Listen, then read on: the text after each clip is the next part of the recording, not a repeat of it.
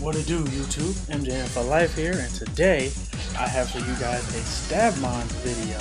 Now, you guys don't know STABmons is. It's this new thing that Smolin's doing. Although if you've been around the Pokemon community, it's hard not to know. But if you don't, just in case, it's basically you take a Pokemon that, and like for example, thinking of a basic Flareon, for example. Okay, so Flareon gets its the moves it would normally get, plus every other stab move that it doesn't get.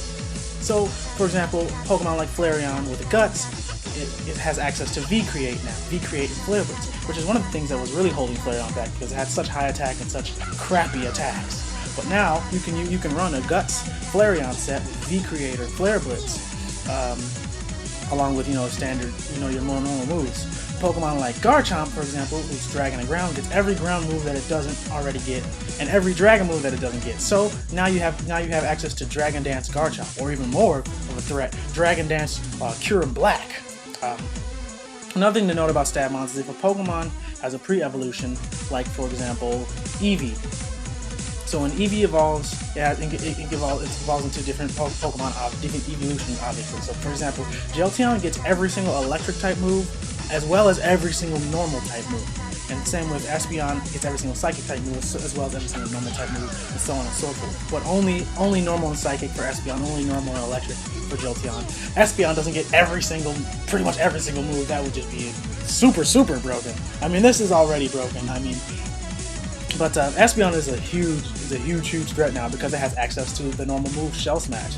Basically, all the Pokemon that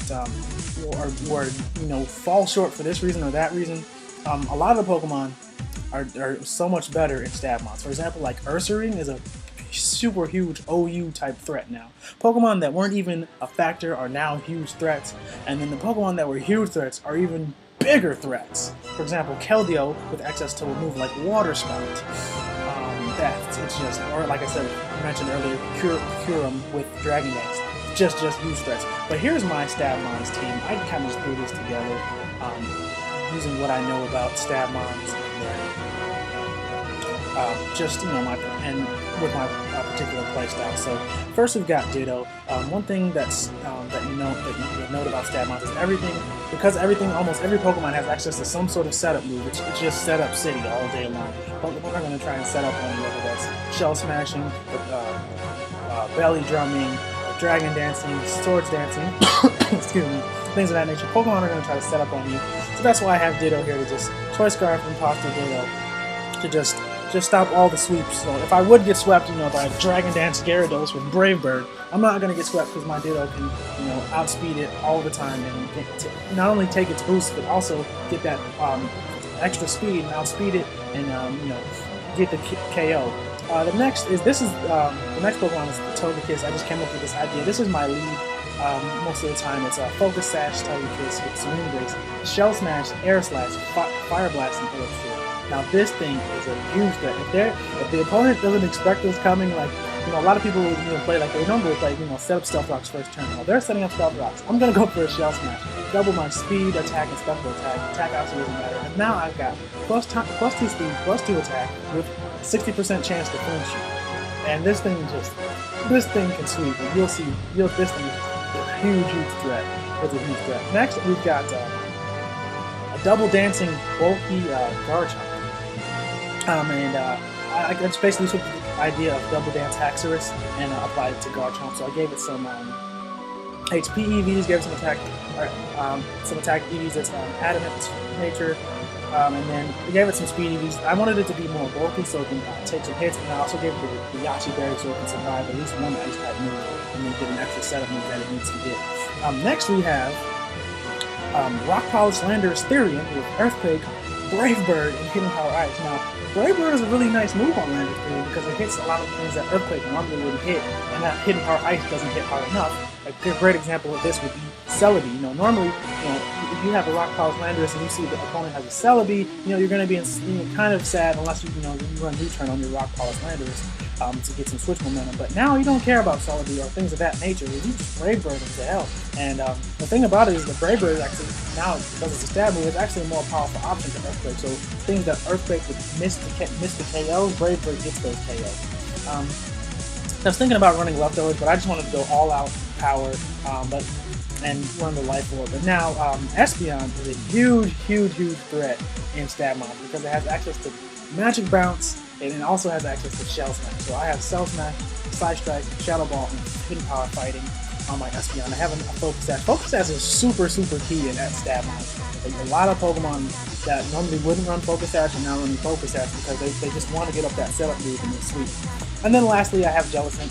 Jellicent, the only reason why it's on this team is to counter Keldeo. I've seen a couple of other YouTubers do STABmons, and everybody brings Keldeo because they want to use Water Spout on Keldeo in the rain, either Choice Specs or Choice Spout.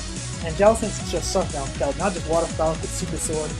You can't really take Ice Beam, and this is especially defensive Jellicent, so even the Specs in Power Electric is not going to be doing.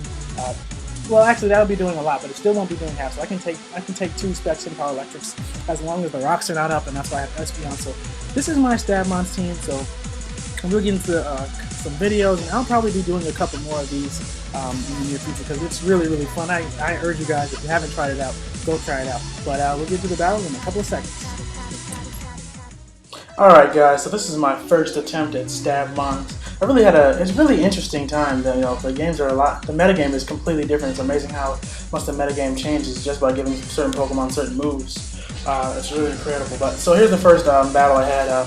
It skipped him for a little bit, so he led it with Whimsicott led with Togekiss. He switched out, expecting the Air Slash, and I crit his Scizor and then finish it off. And as you see there, Focus Sash Sizzle, like you would never normally see that. But anyway, so here he finishes me off with a Bullet Punch.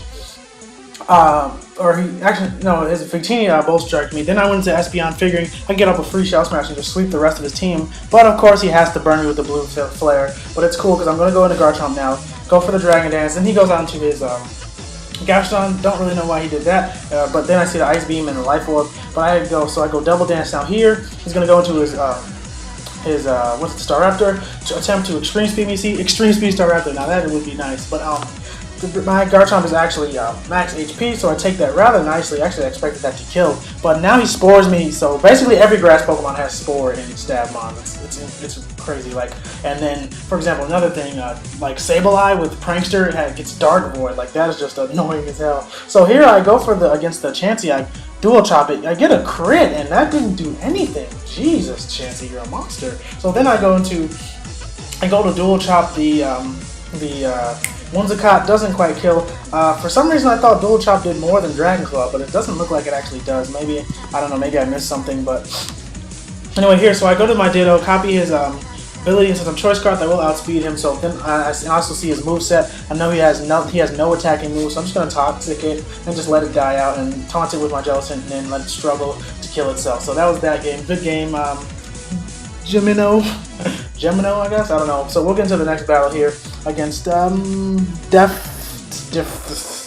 whatever. Anyway, so he's got some threats on his team. He leads off with a Politoed. I'm going to go with the Togekiss and Shell Smash. I was hoping that he would Scald me and not burn me, so then I could just live with the Focus Sash and just start air slashing stuff. But that doesn't happen. Instead, he goes for Toxic, which I guess is better than like Parasong or something like that. So I'd rather him Toxic me than Parasong me. So now I flinches Politoed and take that out. Now he goes on Earth Swing. I know what Earth Swing does. I've seen other people's videos. I've seen people use it. So I know he's going to try to fake out Extreme Speed. And I wanted to go for Will-O-Wisp, expecting the Cure and Black to come in, but I know that Earth Swing gets crunched, so I didn't want him to crunch me. I didn't want to like Will-O-Wisp survive the crunch and then have him stay in, and then just get a free kill on my Jellicent. So he goes on to I go on to Togekiss as Death Fodder. I know that a Cure and Black likes to Dragon Dance, because why wouldn't you? But I have Ditto, so this is the reason why I have Dittos. Let them set up, and then I just take the moves. And now I hate that I got a 2-turn outrage. The one time where you don't want a 2-turn outrage, you get it. So here it goes into his Keldeo. I can take anything Keldeo has because I have the Jellicent. Scald the STABmons on the switch. I don't know why he attempted to Shell Smash on my face. Guess he knew that he wouldn't be able to kill me with one hit regardless of what he had. So he hoped that he could survive, but that Rain Boost is Scald did way too much. So now here, battle just showcases how beastie Shell Smash Togekiss is. So he goes out into his Ferrothorn, switches out into his Togekiss. I don't really know what he was expecting, but it doesn't matter. I expected him to go for Stealth Rocks. So now I got +2 special attack, +2 speed. Gonna 2-hit KO his Togekiss. Gonna 1-hit KO the Ferrothorn with the Fire Blast. I knew Aura Sphere wouldn't kill even at +2, so that's why I went for Fire Blast there, risking the miss, but it's still 85. So now he's gonna go into his Flareon. That does 94%. I'm actually surprised that Flareon survived, but Chandelure just dies. Keldeo's obviously going to die, and then Terrakion gets O-code with the Aura Sphere. The crit obviously didn't matter.